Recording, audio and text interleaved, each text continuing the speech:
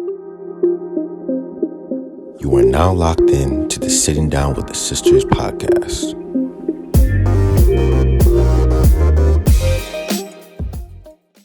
Hi guys, welcome back to another episode of the Sitting Down with the Sisters podcast. We are your host. I'm Temi. I'm Ashley. And I'm Ayo. What did you say? Am I what? Are you okay? I'm great. How are you? No, I was talking to her, not you. I know you're great. Don't worry, I'm fine, thank you. How are you? Yeah, I'm alright. Anyway, we're back again with another one together and always each other. These bullies, yeah. Anyway, who's bullies, me or her? She's the bully. Right. Anyway, I actually wanted to say thank you to you guys for all your support with the new season already, because you guys have been really loving the content, and we really appreciate it. Especially the love on the vlog. Yeah. Guys, or the vlog, as Ashley said. Vlog. It's not vlog, guys. Everyone's been saying it wrong. It's vlog. I'm sure of it. Anyways, yeah, so you guys have bin loving it, and we hope to bring you guys more. Also, you guys want to know the story time about Box Park. We'll find a way. Maybe in the next vlog, I'll tell you the story. Yeah. That will be a good... It'll be a vlog plus story time. I've Yes. heard people asking actually. Yeah. They've been asking. And it's a very interesting one. You just wouldn't expect it, really, because I didn't expect it. Yes. You know? So you'll get that in that episode, in that vlog. Mm-hmm. But anyway, guys, we are here today again. We are. So nice to see your beautiful faces. Obviously, we can't see your faces, but you can see our faces. But we're here with an... I'm not going to talk about Ashley today. She's on another wave. Anyway. I think she took something. She did. She had to have taken something. Anyway, so today's episode, we are going to be talking about social media once again. Mm-hmm. I feel like the reason we talk about social media quite a lot is because it's such a big deal in our generation. Where literally, there's always something going on social media. Basically. It's basically our newsletter, a newspaper of today. So this is where we get most if not all our information from. So today we want to talk about just topics, like sensitive topics that happen on social media, and if social media does play a part as to how desensitized that we are when we hear these things that are happening on social media. Obviously we know that news has always spread around somehow, like back in the days or whatever. But I feel like social media has changed the way we receive information, especially because we're so quick to hear something that happens on the other side of the world. So quickly, we can literally watch it live if we want to. It like never before. So obviously we do we put in a lot of information. We input a lot of information in our brains. They come in very quickly. So we want to know if social media basically plays a part in how desensitized we are to situation, or if we are desensitized at all. So who wants to go first? Ashley? I think a prime example would probably be during the time of Black Lives Matter. Right, that was a very good example actually. When we were hearing like so many cases of young black women or men, innocent, who were being killed by the police. And see, after a while, when like there were news stories coming up, even some that weren't as public or getting a lot of shine or limelight or whatever, or attention, it was just, for me anyway, I can't speak for anyone else. I would say for me, I became desensitized because it was like, this is a lot. It's overload. This is a lot, especially when people were breaking it down and showing statistics and showing numbers. Like, this happens a lot more than you think. And then seeing it on that magnitude and having access to it and it being shown constantly back to back, like going onto Instagram and seeing something new.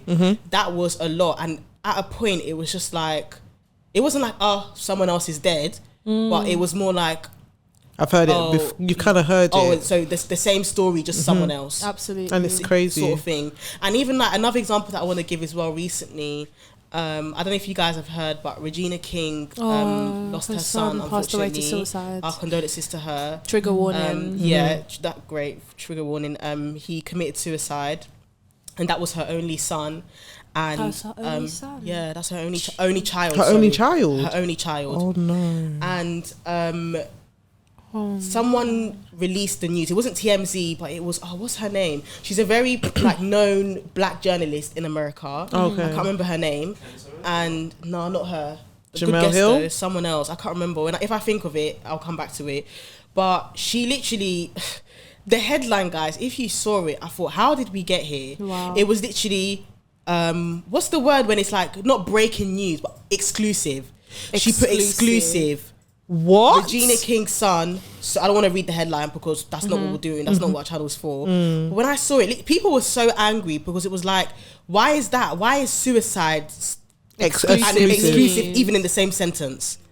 Is that how desensitized we've become, that now journalists are like, and even just people in general, were so quick to want to be the ones to get the news first or get the news out? Because Like the same thing that TMZ, it's like someone Kobe Bryant, else, for example. Yes, that's what I was going to say. Families even found out. They releasing the information online. Exactly. And Because I just think, social how media did we has get here? literally made people's lives like they've made people objects. So when you've made somebody an object, you then just like you almost detach their feelings from them and say, you know what, I can use you for whatever I want to use you for. You don't see them as human beings. You see them as a check. You see them a as, check. This is a way that I can make money. I'm going to disregard their feelings. I'm going to not even take into account that this can harm them later on down the line. And that's a great example of how we've become desensitized. 100%. Even the stuff that people share on their Instagram stories, like some of the stuff that I'm seeing, I'm like, why would you want to share something like that? How did we get here? Sorry, Mate. I went on a tangent. No, you didn't, because you're making actual I don't points. get it. It's Literally, crazy. especially the basically I was going to say, especially Black Lives Matter, but both points that you made is very valid. What about you? For me, one thing that came to mind when you're doing the intro was that familiarity breeds contempt. Wow. So like once you're so familiar with something, social media, if it's social media, if it's the way people talk on social media, or people just become familiar like with a certain thing, you start to disregard it. And you just start to treat it as though it's there. That's just, and I noticed for me one thing that made it very apparent for me was like I was off Twitter specifically in December, and then when I came back on, I saw a story about, trigger warning again, I saw a story about sexual assault, and the way it hit me was so different to how it usually hits me when I'm on social media more often. Like when you're not on social media, you're not going to be hearing certain things because you're not exposed to it, because it's not in direct like contact to you. But literally when I came on and I was scrolling and I saw it, I literally felt like I could feel it in my body. It ruins your and day. it kind of, do you know what I'm saying? And it literally kind of followed me. And like I realized, wow. So when I've been on social media this whole time, when I'm reading all the other stories, I'm not having this reaction because I'm seeing it so much, or like the way children are going missing all the time, and like literally like clockwork, you're seeing people put out, oh, my cousin is missing, this girl is missing, and people are just retweeting it, and it's like, oh, retweet to find them, and it's like, it's just because it's almost like the concept of like gamification, where it's so normal, it just feels like a game. Like, do you know what I mean? Like every time you retweet, it's like a game. Every time you like something, it's a game. Every time you share something, it's like a story. I mean, share something to your story, it's like a game. It just becomes... people really and truly, what you said is right, because some people have actually turned it into a game, because there was a time very recently, I would say just at the end of last year, you know that new feature that Instagram has introduced to stories where a lot of people join the same bandwagon for the caption. So for example, the caption will share your something, and then they will share like the happiest moment in 2021 or something. Okay, Post pictures. Oh my days, I know what you're going to say. On Twitter. I was talking about Instagram. The new feature on Instagram. I know what and you're there was say. something about share this if you're against rape. Trigger warning, sorry. Yes. Share this if you're against rape. And if you don't share this, God is watching, or something or like like that. I saw all you lot that skipped by my story. And it's just like, really? Real topics. Is this what you are doing? I should share it if I'm against rape. So because I don't share it, I'm not against rape, is what you are saying. Can you imagine? We're talking about rape here, and it's just like, why is it something that's such a game that you have to retweet? So the person that, basically, in other words, what I think the person that started it is done is because they want the thing to blow up, and they want the number. They want to be the one to create this trend. All for the sake of what, you know? But carrying on from what you said, and obviously you said some things that, you know, we've been desensitized by because of social media, but following on from that, it's also things like knife crime, even though we know knife crime has always been around, especially in the UK. It's quite prominent in the UK, London, you know, but unfortunately we have become we've become very desensitized to it, because, you know, we see police report, like I said, missing persons, or, you know, this person was stabbed here, you see on Sky News. Do you have any information? This person, you know, we found out this person was stabbed here. It's just like,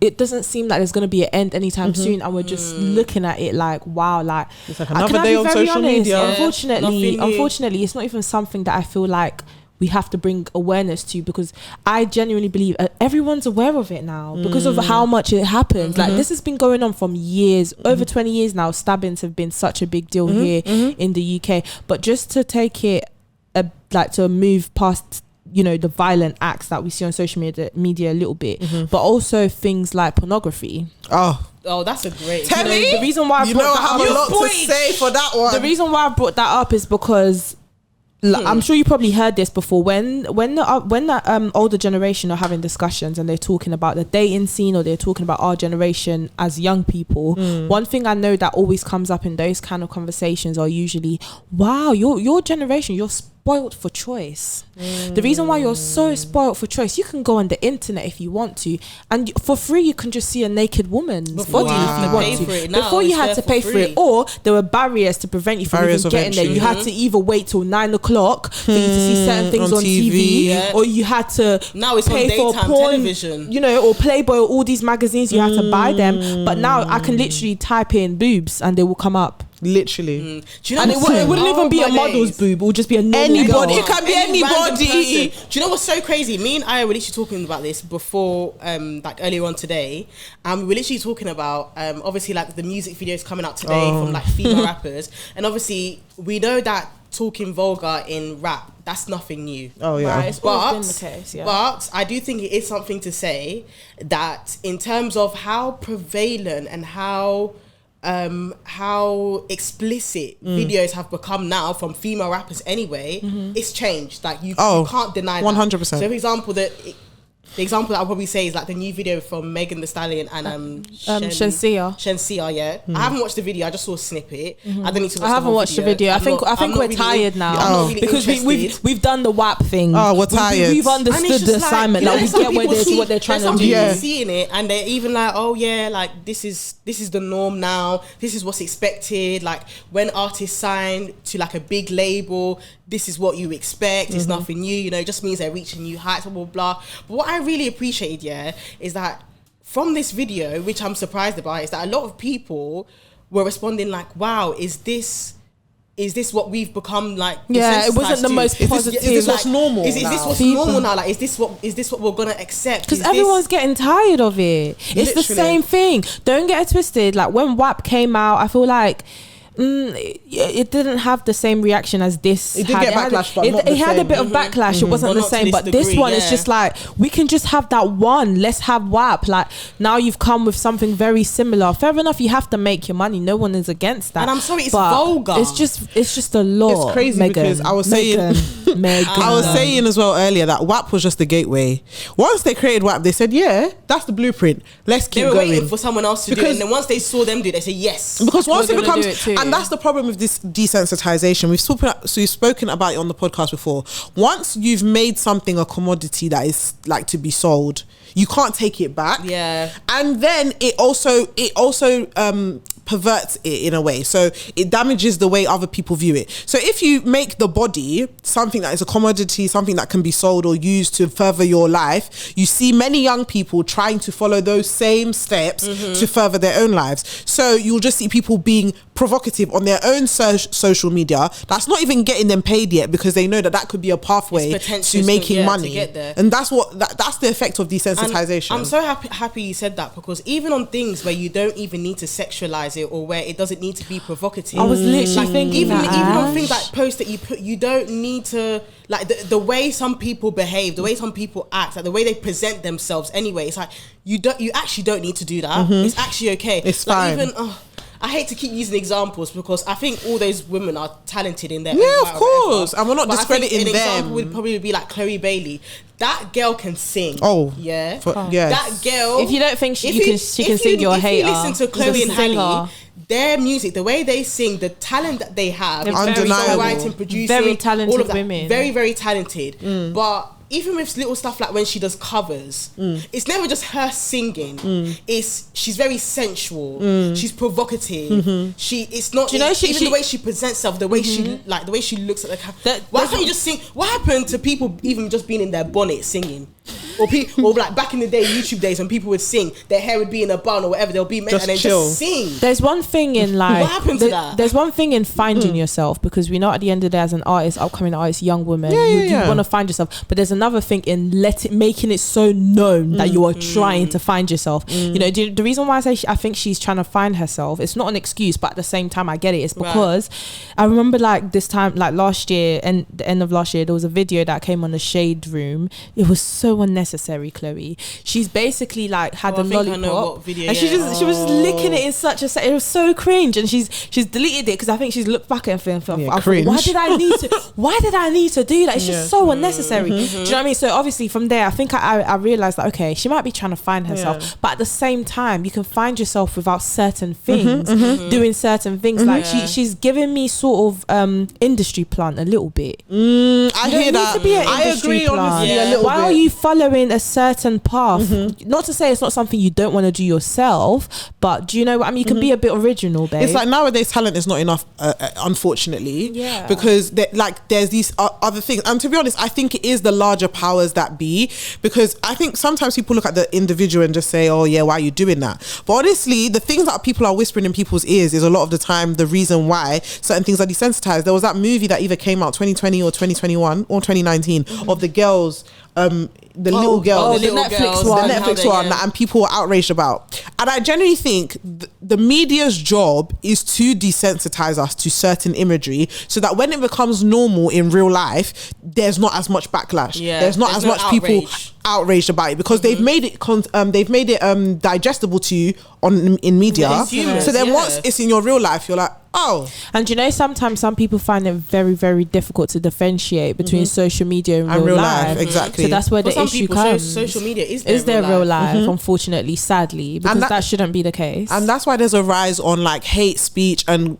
trolling online, because when you're desensitized to real life because of social media, you have young people, even old people, in comments with burner accounts talking the most smack to people they would never speak smack to in real life, because in their head they have this power that social media has given them. Can you imagine? Can you see like how when you're so engulfed in social media that it's your life, every day you wake up, you're even on, there's people that have literal forum pages where they hate on specific celebrities, they hate on specific influencers. That's their job.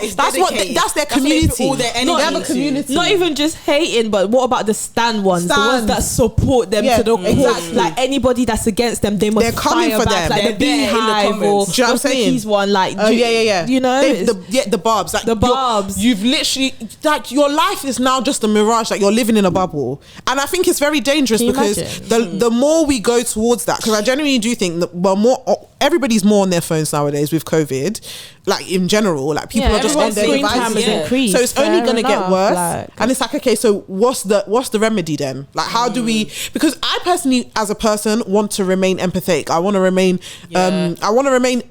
sensitive to human issues, and that's what a lot of people have lost. It's the empathy. It's oh, okay, but that's nothing new, everyone goes through that, everyone's in pain, like you're not the first person to go through this, you're not going to be the last, every man for themselves, do what you need to do to survive. It's just like, again, how did we get here? How did we actually get here? And I'm so happy, because I never want to be that person where I see something and I'm just like, because I was there. Yeah, it's easy to get there. So easy. Especially when you're on social media every single day and you see the same story, just a different person. That's literally, and you're like, okay. And I think one thing that's really helped me, and I think maybe it could be a tip with desensitization, is when it comes to seeing things like trigger warning, all the stuff we've mentioned before, and like missing people and stuff, one thing that I've just always felt led to do is pray whenever I see it. Because I think if I'm led to pray every time I see something like that on social media, like pray for people, then it makes you realize that's a real human that you've just read about, not just a person on social media. Or just a post. Like, you get what I mean? Absolutely, I agree. I'm not gonna lie. Do you know what another effect of it as well is? The fact that people are willing to embarrass their families for free on social media. I'm sorry, that one just came to my mind now, but I need to speak on it, because we do need to speak on that. Social media has made people treat even the people in their real life as characters in their story. Some people are dummy enough to want to be treated as those characters because just because they can get the publicity and get the check. And I'm just see it on YouTube. Some of the pranks these people put, it's like, why would you put someone that you love in that position and embarrass them on YouTube for what? For free. You know, some of that. Sorry, there's some things that I see, like for example, like you know those videos that people do with their parents. I'm sorry, I know it's social media. Like it's like people forget, like these people are not your friend. One little mistake, they are jumping onto you. They would literally post their mums not looking in their dressing gown when she's chilling on the sofa. Did your mum ask you for laughs and giggles? Your mum doesn't want that, and you've sent it. And then your mum doesn't even know she's trending on Twitter. And then once they're commenting about how your mum looks, you then get angry. That's when you're but you're the one who didn't have any standards of privacy. None whatsoever. I see. So, you know, I see so many of video that on social media. I see so. That's another effect as well. Your There's no more privacy. She's not looking. Yes. She's actually not looking her great. Home. She's at home. She's rightfully so. Her chilling. She's relaxing. She didn't know she was going to be in her pajamas. She didn't know she was going to be a hot commodity. She just thought it was another Tuesday. As in, she's in her wrapper on the sofa. Before you know it, one of her friends is going to, aunties were sending WhatsApp group. We've seen my daughter just showed me you on Snapchat. Hey! Let's be wary. What you're talking about. Yeah. Let's be wary of that. Please, the other one I'm I just was thinking about as well is privacy. Like, I genuinely think, how are we getting to the point where people are literally putting their school, like before, like it was normal to like people shouldn't know what school you go to, especially just because you're on TikTok and it feels like all of you are friends. You've never met them before. They know your school. They know your where you live. Do you remember we were talking about this not too long ago? Even about they know where you lay your head. Like remember your room. Yes. They know your room. You're doing room tour. You know the ins and outs. You know there's some of you. Yeah, I can walk into your room and tell you where things are. I know where you put your pants. This is where she. I know where your pants. You keep your pants. I know where your shoes. I know where your shoes go. I know the exact spot your eyelashes go. Imagine. Because literally, because social media will make you think that everybody is your friend, or that everybody, or like you need to overshare. So what do you guys then think? Yeah, obviously we're talking about the privacy aspect of things. What about? Do you think there's a line there when it comes to influencing? You know, those people where their jobs are social media. Do you think then they're fine? They get the green light to go ahead and do those things because that is their life. That's how they get oversharing. Sort of oversharing, yeah, like sort of posting, like you know how some people like influencers. Well, if you're not an influencer, you're doing like tours of your house. I mean, it's a bit do your thing. It's a bit but weird. Do you get what I mean? Like if you're an influencer, people are actually intrigued in your life, and you know this, and this is where you get your money from, and you've got to show these things. Do you think they can get a green light for that, or is it just same thing? You shouldn't overshare. I don't think it's necessarily them getting a green light, but I think it's down to what they want to do because they're not obligated to do it. No one is obligated to know where you live, what car you drive. Obviously it's different if they're sharing that and they have no problem doing that. By all means go ahead, but you should never feel entitled to seeing the ins and outs of someone's life, like seeing the hospital where they were born, their parents, their mum, their siblings. Literally, can you do this video? Can do you relationship tag? Can you do this one? I want to see what their boyfriend or girlfriend looks like. You're not obligated. You're not obligated. But then I think it opens. I don't know if this is a completely different discussion that it opens, but some people argue that even though we use the word not obligated, it's only for it to sound fancy and nice. Because at the end of the day, in the background of things, behind the scenes, how else are they, if they're influencers and that's where they get their money, as much as they might not want to do it, they feel like they will have to do it because that's what people are interested in. It's so interesting. It's very... It's half and half. It's a whole different conversation. At the same time, I feel like the people that I watch anyway, I feel like they found a balance. That's what I was going to say. They found a really good balance in the sense where they don't feel like they're in a space where they have to. Yeah. Right. So then they focus on other things rather than just like their lifestyle. Like a good example would be Jackie Aina. Like you'd think you know a lot about her, but you don't. And there's a way you can do that. There's a way, like for instance, as our podcast grows, more and more people are going to get invested in you because that's just what happens when you grow on social media. Yeah. But you are the person who has the liberty as to what you're going to let people into. Right. Yeah. If you let people into something, you have opened it up for discussion, and so you need to choose the things in your life that you're willing to discuss with the public. These are people that don't know you, by the way. They know a version of you, but you have that control. I get what you're saying though, because people do feel like they're personal. People that are very relatable and personable tend to have the best engagement. And sometimes, sometimes it's a thin line, because as much as they don't want to, I always notice when influencers, you know, they're having like life updates and they do their videos, a lot of them say, you know, I'm trying to change things a little bit. I don't want to be as, you know, closed and private. I do want to share with you guys, or, you know, or you get other people saying, oh, I feel like I've overshared, I feel like I'm going to change things. They are trying to find a balance. It's just not. Yeah, the fine line. It's very difficult. It's so difficult. Because like, this is why I say you have to be so intentional about what you let them into first. Because once you've overshared, those comments will remain in your comment section. Right. Like, there's people literally asking people on YouTube about their boyfriend they had 5 years ago, still in 2022, because they saw that video. Wow. Like, it's very difficult. And how you start as well. Yeah. I think that's really important, because like you said, once you start oversharing, it's very hard to read it back in, because you'll feel like, the next few videos that you do, you'll undershare, and then before you know it, you're back to sharing. And once the views go down, it affects their self-esteem. Once you see the engagement, you look at the analytics, you see, actually, I'm not doing as well as I was when I was oversharing, when I was undersharing, when I was oversharing, let me go back to that and make my money. Even though this is common sense and everyone probably knows it, but sometimes it has to be said. Once you press that post button, it's online forever. Like, you think you've deleted it, you could have even posted it for just 10 minutes. It's on the cloud. It's gone. A perfect example of that, I'm not sure if you guys have seen it, but there is this woman that posted about her and a child were crying because her dog died. And even though she did delete the video, but basically she uploaded an unedited version, or she forgot to cut some bits out. You know, she was instructing her son how to cry.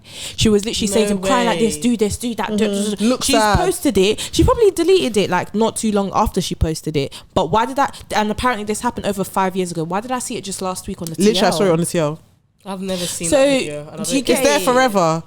I think one thing that I think I don't know, obviously I'm not an influencer, so I'm not saying this like I know everything, but just a thought that I have.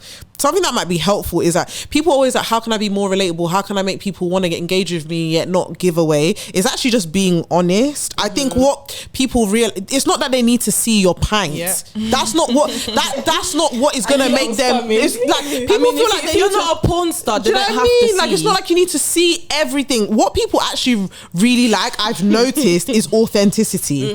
So if you're truly being authentic, your people will find you. Your people as well, not just exactly, not just the world. People. I don't want people that don't actually relate. Like, I don't want people to just follow me for following's sake. I want them to actually, because eventually they'll get bored. I'm not going to entertain you any longer. Do you get what I mean? So I'm not getting what I want from you, so I'm out. If you're being authentic to yourself, when you have the right audience, the people that are actually there because they enjoy what you're doing, then you won't ever feel like you have to compromise or perform or change it up and stuff, because they understand your boundaries. Like, a good example, Peak Mill. Everybody knows Peak Mill. I remember Peak Mill. Yeah, she did it perfect. She had a baby. She got married. She didn't tell nobody.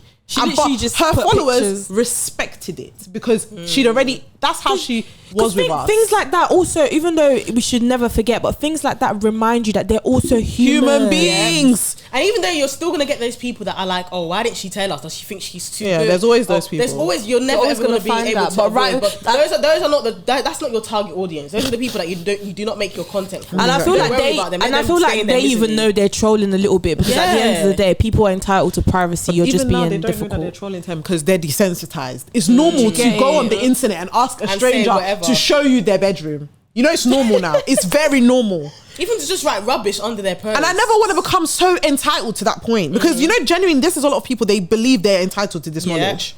And they will go on with their life as though what they're saying is normal. Are not your friends. They're not your friends. I'm so sorry. They don't know you from Adams. They're not your friends. Because once you stop blowing, once you stop popping, are they gonna be there? Oh please! God forbid, when something crazy happens, are they gonna be there? You know, it's your family, the people that you surround yourself with every day, day in, day out, that actually genuinely care about your health, your mental health. Those are the people that you should be, you know, pouring back into. That's it. And one last thing I want to say is that someone said a good analogy, I can't remember where I heard it from, but social media and our phones are supposed to be like a tool.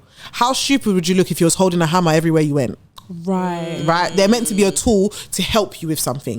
But the way we use social media, the way we use our phones, we use it like this is oxygen. That's it. Like it's literally water, but it's a tool. It's our air. We can't live. There are times when you need to be without it because you're not using it to bag anything. We're bringing our phones into the toilet, into the bathroom. I do it. Yeah, I do. We're all guilty of it. We're all talking about and ourselves. It's a daily journey to just start descending and start enjoying the realness that is life, because there's so much beautiful stuff happening in the real world. Do you know what I mean? Even if it means in the morning, not going on your phone straight away. I remember seeing this post, and it said, waking up, you don't even know if your limbs are working, but you just go straight to your phone. You don't know if your legs are working. I saw that one, You haven't thanked God for your life. Listen, you don't know. You haven't even said good morning to your family.